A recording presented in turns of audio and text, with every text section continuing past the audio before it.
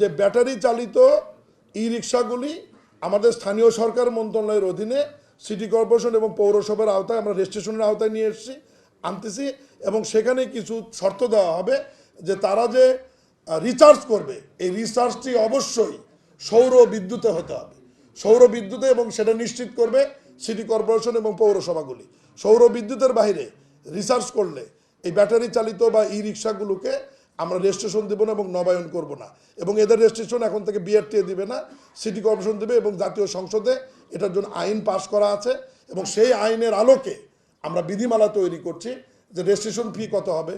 নবায়ন ফি কত হবে, এবং রেজিস্ট্রেশন এবং নবায়নের পূর্ব শর্ত আমরা দিয়েছি, সেটি হচ্ছে বুয়েট সরকারি ইঞ্জিনিয়ারিং ইউনিভার্সিটি এবং জেলা পর্যায়ে আমাদের যে ডিপ্লোমা ইনস্টিটিউটগুলো আছে, আবারও বলছি সরকারি হতে হবে, এগুলো পলিটেকনিক্যাল ইনস্টিটিউট, সরকারি পলিটেকনিক্যাল ইনস্টিটিউটের আমাদের যে অটোমোবাইল শাখা আছে, অটোমোবাইল শাখা থেকে তাদেরকে ফিটনেস সার্টিফিকেট নিতে হবে, এবং এই ফিটনেস সার্টিফিকেট দেওয়ার জন্য এই প্রতিষ্ঠানগুলো একটা ফি পাবে, এটাও আমরা নির্ধারণ করে দেব, এবং সেই ফির মাধ্যমে তারা ফিটনেস সার্টিফিকেটটা নিয়ে এসে ট্রাফিক পুলিশ সেখানে আবার প্রতি স্বাক্ষর করবে, একটি করে এটা সিটি কর্পোরেশন এবং পৌরসভাকে দিলে আমরা একটা ফি নির্ধারণ করে দেব, সেই ফিটি নিয়ে তারা তাদেরকে রেজিস্ট্রেশন প্রদান করবেন, এবং 1 বছর শেষে গিয়ে আবার যখন নবায়ন নেবে, নবায়নের সময় আবার তার ওই ফিটনেসটি তাদেরকে আবার দিতে হবে, আবার নতুন করে ফিটনেস সার্টিফিকেট তাদেরকে দিয়ে আবার তাকে নবায়ন করে নিতে হবে। আর ঢাকাকে আমরা একটু সুন্দরভাবে সাজানোর জন্যে 8টা জোনে আমরা বিভক্ত করছি, এবং দক্ষিণে 4টি জোন হবে, উত্তরে 4টি জোন হবে, এবং এই 8টি জোনের ই রিক্সা আমরা বলছি, এটা আইনে ই রিক্সা বলা আছে, আপনারা যেহেতু ব্যাটারি চালিত বলছেন, যেটা যেভাবে বলেন আর কি, ইলেকট্রিক রিক্সা আর কি, যেটা এই 8টি জোনে 8টি রং থাকবে, 8টি কালার থাকবে, এবং একটি জোনের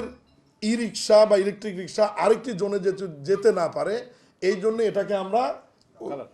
না কালারও থাকবে, আর ওই যে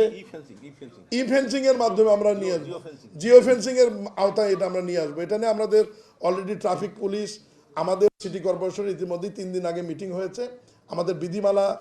তৈরি কাজ চলছে, বিধিমালাটি অনুমোদন হলেই আমি প্রিয় সাংবাদিকদের ভাইদের ডেকে আমরা পুরো বিধিমালাটাই আপনাদেরকে দিয়ে দেবো, এবং এটা জরুরি ভিত্তিতে কার্যকর করবার জন্য সিটি কর্পোরেশন এবং ট্রাফিক পুলিশ যৌথ উদ্যোগ নেবে, এবং তারা কোন রুট ব্যবহার করতে পারবে বা পারবে না এটাও বিধিমালাতে থাকবে, এবং তারা